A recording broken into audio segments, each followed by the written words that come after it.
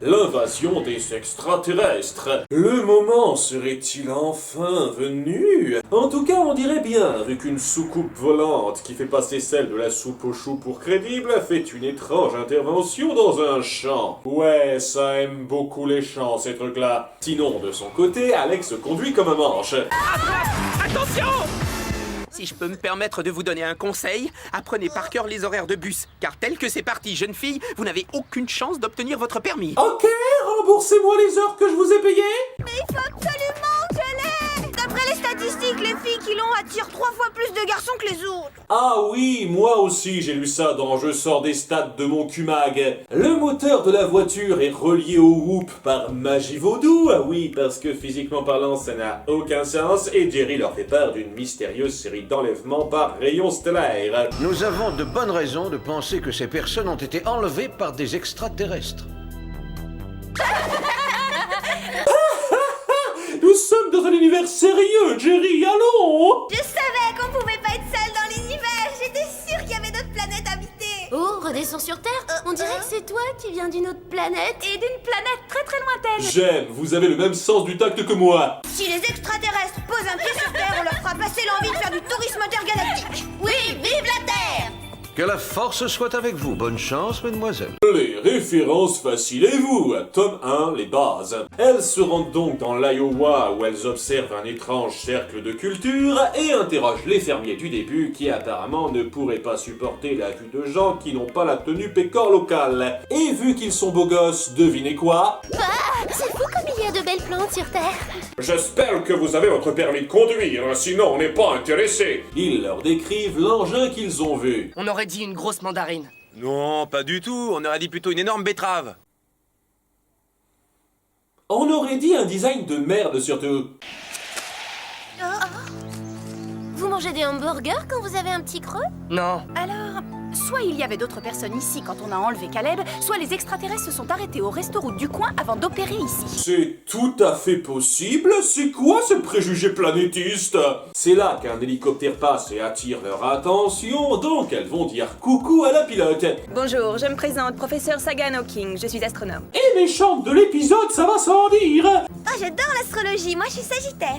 On l'a jamais faite cette blague-là. Elle dit enquêter sur ces enlèvements extraterrestres et invite nos filles pour leur faire part de ses hypothèses. Ma théorie est que les extraterrestres capturent des spécimens de différentes régions pour les étudier dans le détail afin de déterminer le point de départ de la grande invasion. Comment vous avez réussi à financer vos recherches? D'après mes calculs prévisionnels, le prochain enlèvement aura lieu au Moyen-Orient, dans un bazar d'Arabie Saoudite.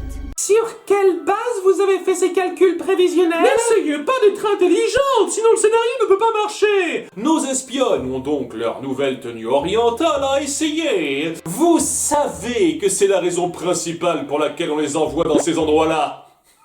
En déambulant dans les rues, elles se font attaquer par le second cliché vestimentaire pour le prix d'un. Je crois avoir déjà vu ça dans un film. C'est drôle, je me dis ça tous les 2 épisodes. À peine sorti de leur mou, il se dirige vers la personne la plus proche et se jette à sa tête. Je crois avoir déjà vu ça dans un film. Je crois avoir déjà vu ça dans un film. Que la force soit avec vous. Bonne chance, mesdemoiselles. Je crois avoir déjà vu ça dans un film. Je vais la garder au chaud, cette réplique. L'un des sbires porte un indice réminiscent. Regardez l'emballage du hamburger. Clover a trouvé le même dans l'Iowa. McDonald, ta mainmise industrielle ne s'arrêtera-t-elle donc jamais? De son côté, Jerry a décrypté le cercle de culture de tantôt. Ces formes correspondent à des chiffres. Elles indiquent la latitude et la longitude d'un haut plateau du Mexique. Ah ben c'est pratique. On a donc la prochaine escale toute tracée. L'Iowa, le Colorado, l'Arabie Saoudite et maintenant le Mexique. Et on n'a même pas amené nos ponchos. En se postant là, elle voit arriver le fameux vaisseau betterave mandarine que personne n'a aperçu durant les autres enlèvements, maintenant que j'y pense. Ou bien il y avait des nuages ce jour-là. C'est à ce moment-là que des extraterrestres vrais de vrais les approchent nonchalamment. Waouh! Tellement quelconque visuellement. Et à peine Alex commence à parler à l'un d'eux, qu'ils se font kidnapper en l'espace de 10 secondes.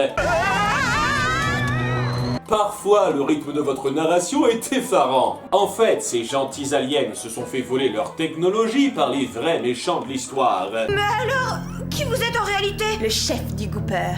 Surprise? Chérie, je t'ai trompé avec un homme. Ta mère m'a appris qu'elle était végane. Ils ne diffuseront pas les 12 coups de midi aujourd'hui.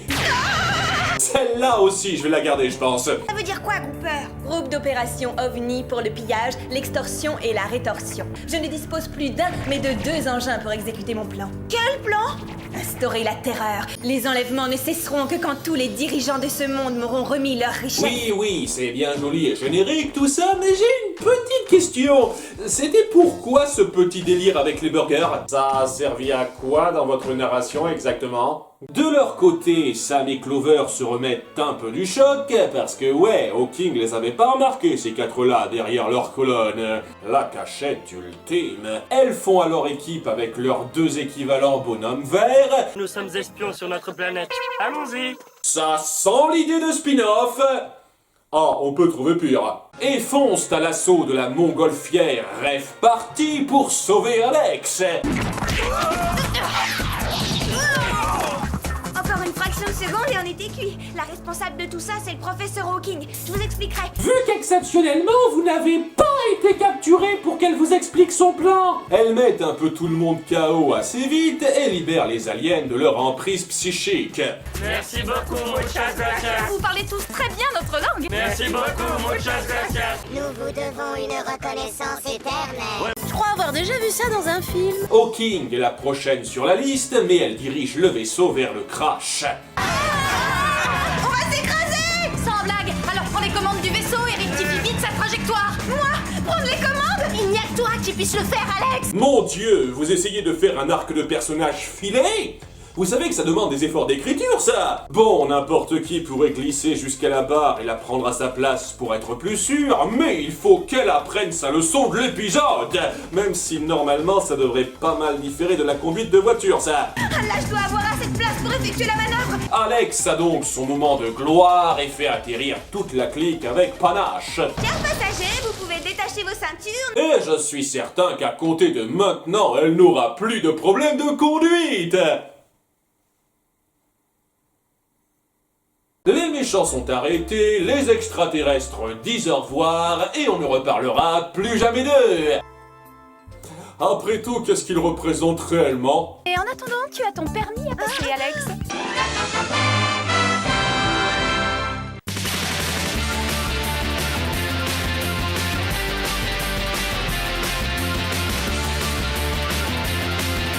Et le fétiche du jour est... le plan à 3.